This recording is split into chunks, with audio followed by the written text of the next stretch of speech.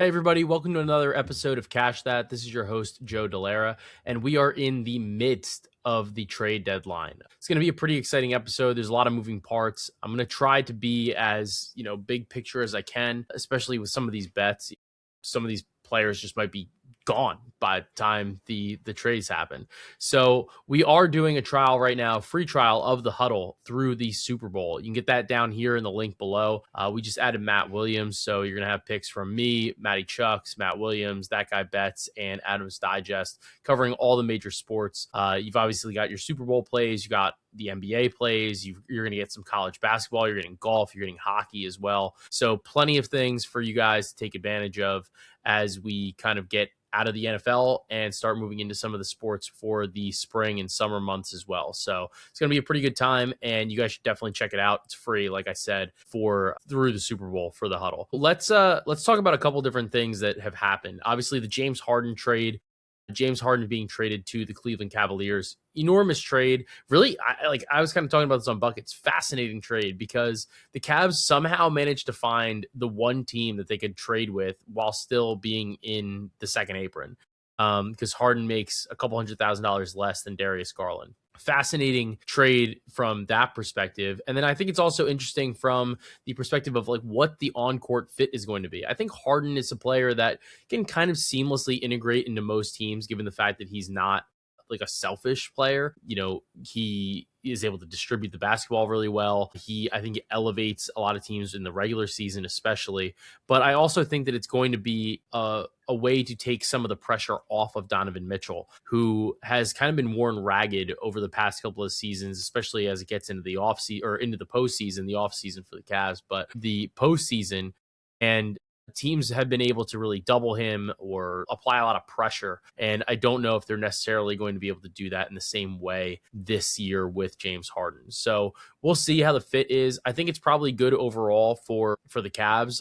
Garland was in and out of the lineup. This injury was rough. And I think they feel that the East is an open opportunity this year. So we'll see exactly how it goes. But I think it's a pretty good spot for Harden. I think it's a good move for the Cavs. And for the Clippers, obviously you kind of get out of the James Harden business. It's interesting considering how well they've been playing, but you do get, when he's healthy, a younger version of a very elite player in Darius Garland. So he's an all-star. He's shown that he can lead a team. So definitely something to kind of keep an eye out for and stay interested in. So I'm curious to see exactly how that shakes out. The other move was the Jaren Jackson Jr. trade to the Utah Jazz. I think it's a great move for Utah. Anytime you can pick up a player of Jaren Jackson Jr.'s ability is excellent. And from the Grizzlies' perspective, I think it signifies that they're probably going to try to trade John Morant by the deadline as well, if not by the offseason. This is a team that is going to be rebuilding. They now have the most number one picks, I believe, in the NBA over the next couple of seasons. That's even compared to Oklahoma City. So we'll see exactly how that pans out.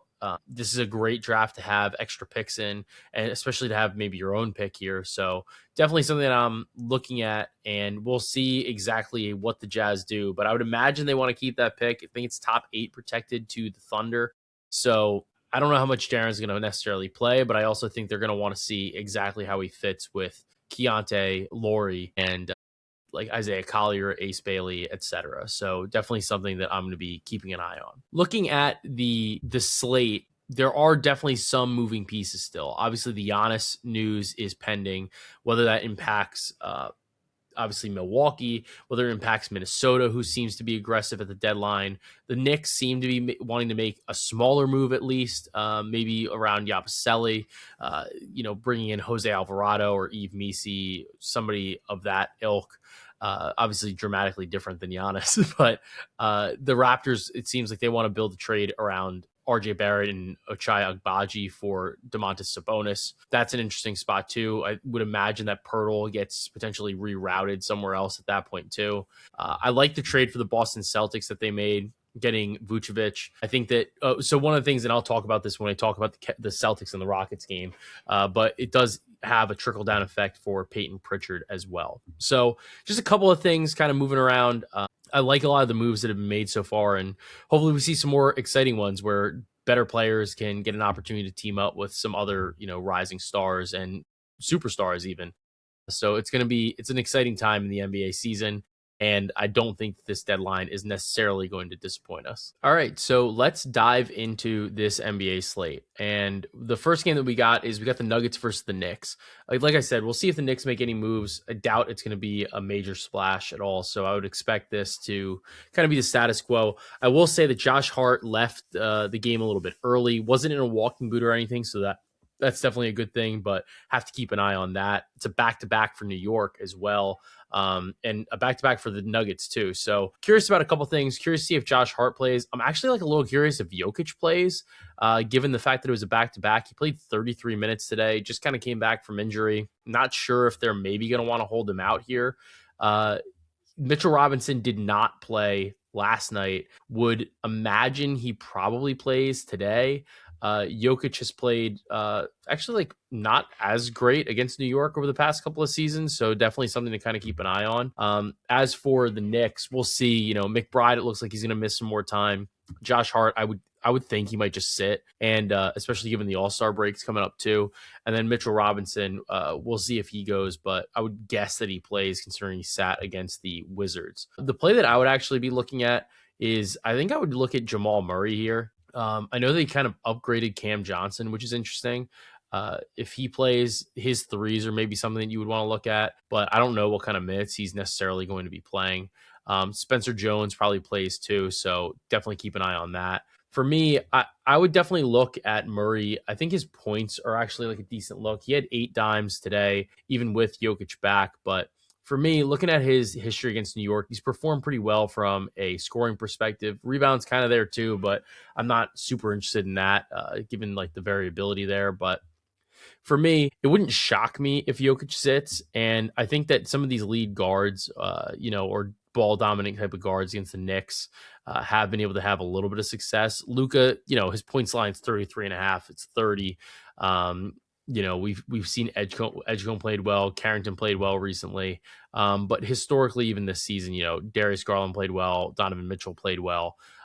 I think that this line, this 22.5, the thing is, if Jokic doesn't play, given the fact that it's this back-to-back, we're going to see a line that's probably closer to maybe 25, 26.5 against New York. So I think this 22.5 isn't necessarily a bad look here.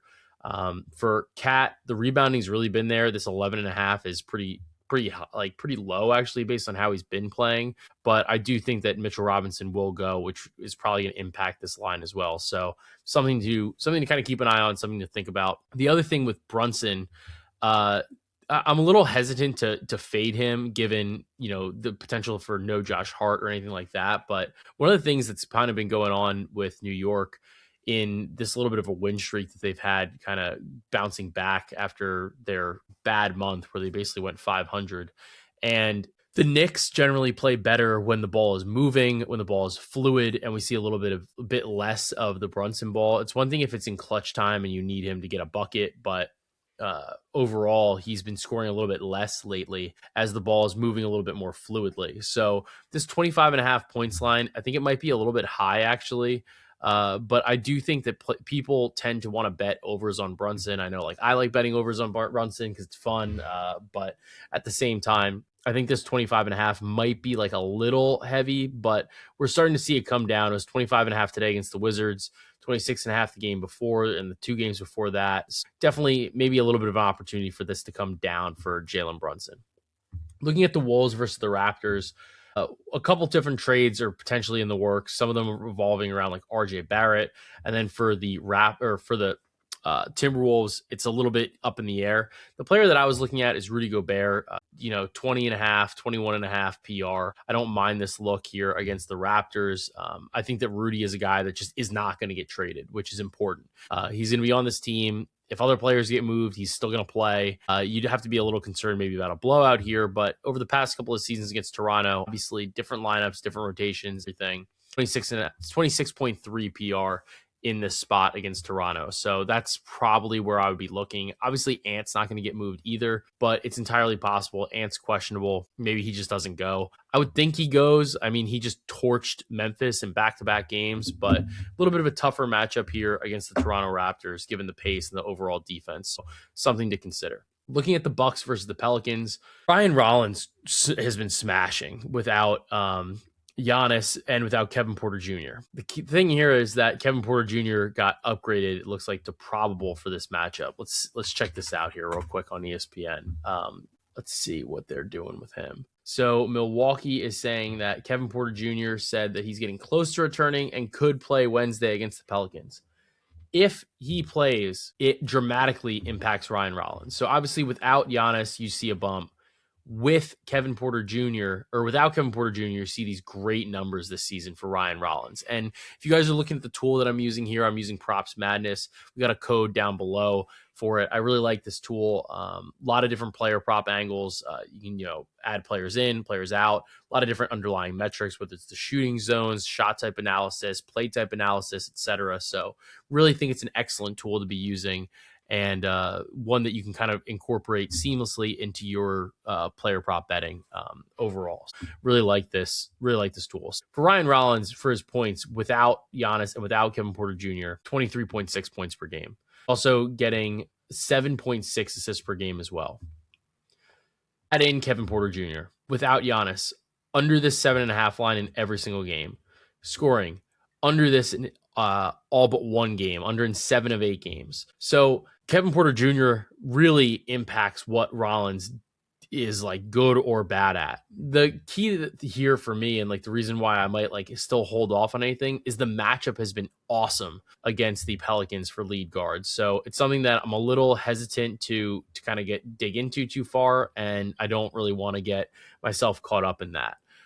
Looking at the Pelicans, though, Zion's got a pretty good matchup, given the fact that they obviously don't have Giannis on the interior. And, if you look at them over the past couple of games, they've been definitely a little bit weaker. So something to kind of consider there.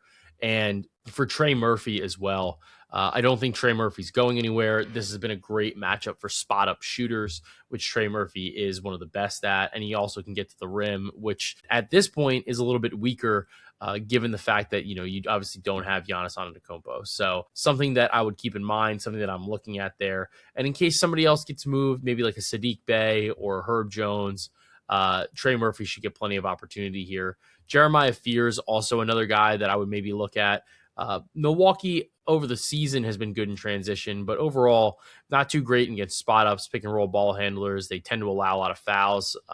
And looking at similar players, AJ Mitchell, Stephon Castle, Dylan Harper, Sexton, they've all had pretty solid success against the Bucks. And Fears here lines at 9.5. I think that this is one that he could kind of eclipse. Gone over this season he's actually kind of tailed off of late with the team for the most part, healthy lately. But again, if one of these players gets ruled out or somebody gets traded, that's going to potentially open up a lot more opportunity for him moving forward. So I think that this 9.5, potentially a little bit light, something I'll keep an eye on as the day progresses. Looking at the Boston Celtics versus the Houston Rockets, I think this is a Rockets spot. If I was going to bet a side, you guys know I don't do a ton of that these days, but I do think that is something I would look at. Kevin Durant should be back for this game, but again, no Steven Adams, no Dorian Finney-Smith. It's just been a great spot for Tari Eason in that situation. Without Steven Adams, he's gone over this PR line. He's at 18.5. He's hit this in 8 of 10 games this season. 2 misses were both against the Spurs. This matchup against Boston, I think, is really, really solid. Boston, a little bit smaller, a little bit undersized. They still don't have. I don't think they would have Vucevic in the spot. So I think that this is potentially a really good matchup again for Tari Eason. We've been betting this prop into the damn dirt. So I think it's a good bet again. I would potentially be looking at it here. The other thing to kind of consider is I do think that this is a game where the Rockets could maybe run away with it to a degree. So I'm looking at this from a win-loss margin perspective. Just in wins on this prop without Steven Adams, he hit this in 5 of 6. And, if you went to even double-digit wins, 2 for 2, still getting, one game he only played 22 minutes, other game he played about 30, but he's generally getting decent minutes in these opportunities. He's not the first dude to kind of get benched in some of these spots where they're going to rest players. So I would be looking at that. From the Celtics perspective, Jaylen Brown back to back. We'll see if they play him or not. They've been a little cautious with him.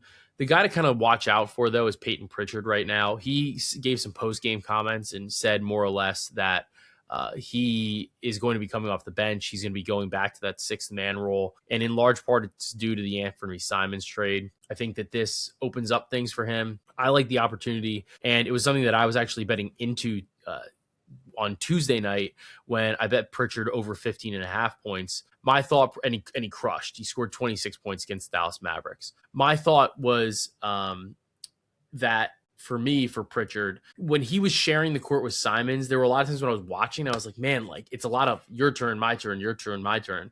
And it was harder for him to get into a flow. Now that you moved off of Simons, you move Pritchard onto the bench again, where he can kind of be that spark plug. I think that that's a role that he's more comfortable in. He knows exactly how to play in that role, and I think he's going to be very successful in that role. So I like Pritchard. This over 16.5 points is one that I would look at. I do just kind of think that this is a tough matchup for him against the Houston Rockets, so I don't want to play it in this spot, but it's something I'm probably going to be looking at moving forward. Another good spot here is Amen Thompson, 7.5 rebounds, plus money right now.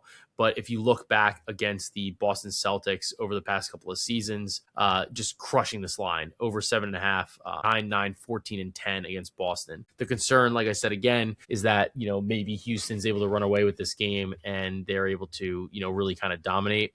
But I will say in these wins where they're winning and they're winning by, say, like 10 or more, he's still like pretty decent on this line, hitting 7 of 16, but we're still getting plus money here.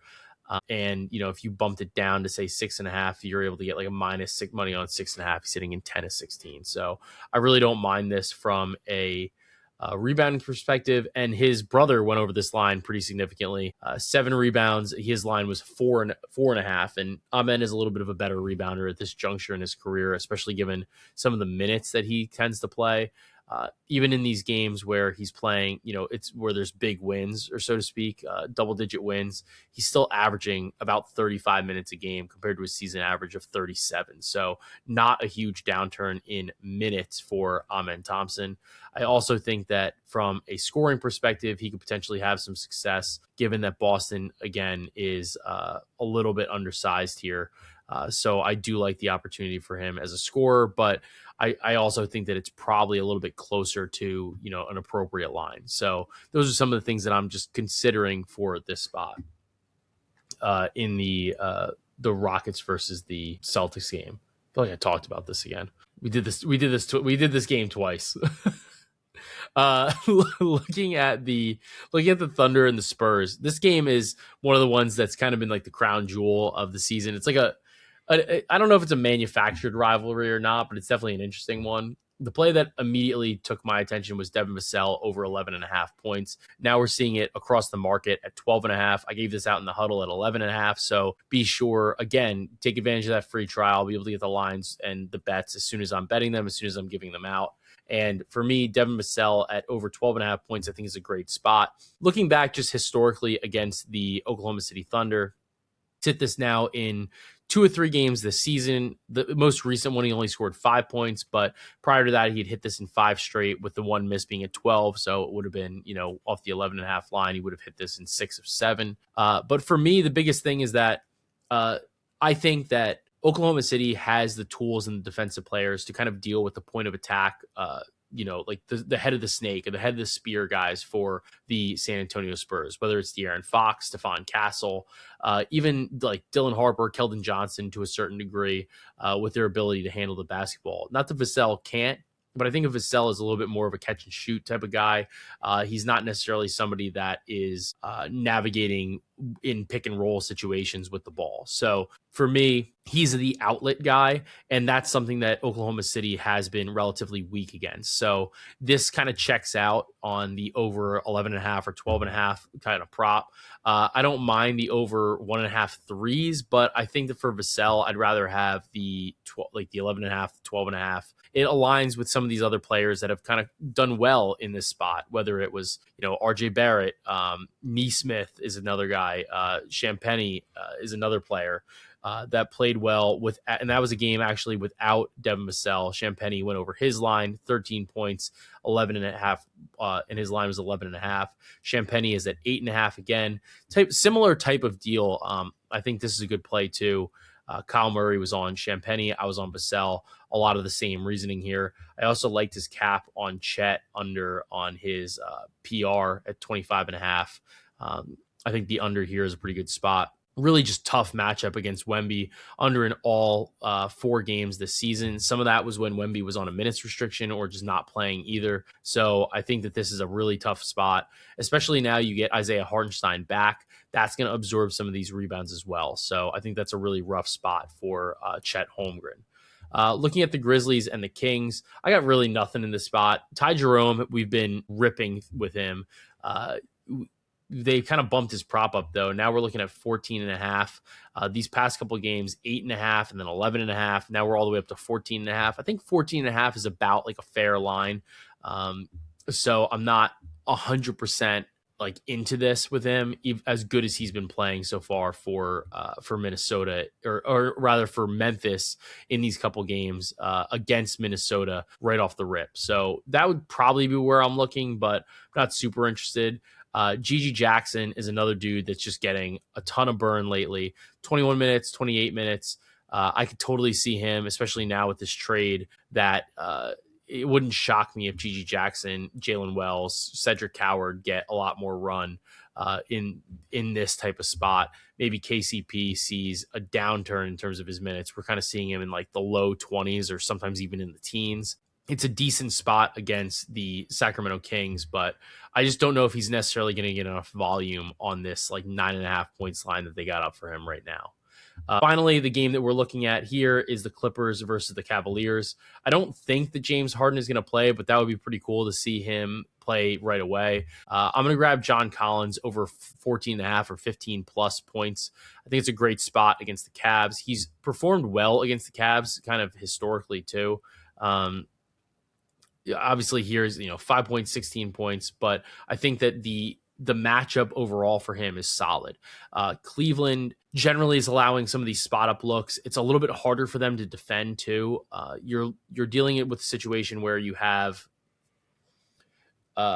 Jared Allen, Evan Mobley, John Collins on the opposite side. But without James Harden, I think that Zubac takes a step back offensively. I think that Collins is going to be somebody that can sort of create for himself, but it's mostly that he it can stretch the floor a little bit more, and it gives a little bit more optionality on the offense. So I like John Collins here. I think that his usage is going to go up without Harden, and even looking at him this season, really looking at him, this is kind of crazy. Obviously, different team, but looking at him this season in the games without James Harden, his low is at 13 points, gone over this in 4 or 5, averaging 16.4 points per game. So I think it's a great spot to back John Collins against this Cleveland Cavaliers team. So that's kind of where I'm looking, and that's where I'm going to be going. I'm hesitant to bet any of these Cavs props until I know for sure whether or not James Harden is going to go, but I would be shocked if he does go.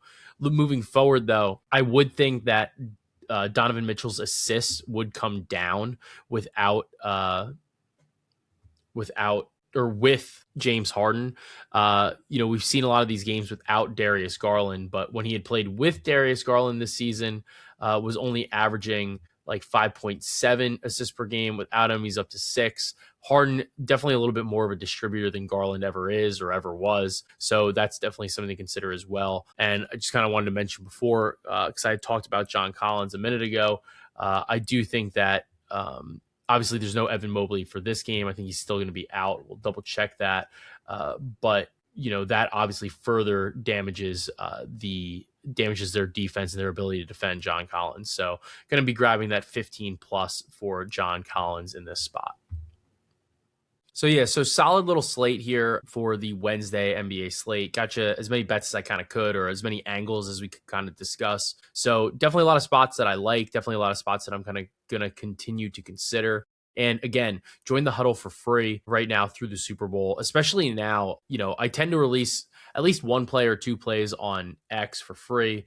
I'm always dropping stuff in the Action app as well, especially for tracking purposes. But one of the key things here is when you're in the huddle, like you're getting some of these plays that are coming in and they're popping closer to tip. And a lot of it has to do with minutes, rotations, trades. That's where you're getting a lot of this value, especially from me, because I've talked about this before with projections and modelings and things like that. Obviously, it's helpful if you can model any type of situation or you have your projections ready to go in contingency spots. Sometimes when trades happen, you're not going to be able to do that fast enough. And you need to be able to just kind of say, I know where to bet, I know how to bet this, and I know where I want to go. There's some of that's like off the cuff. Some of that's a little bit from like an underlying perspective. And that's some of the things that we can provide for you. So, don't worry about trying to do it yourself. Come join the huddle, and you can get it from me, Matty Chucks, Matt Williams, That Guy Bets, and Adam's Digest. So definitely got to recommend that for Pods and Recs.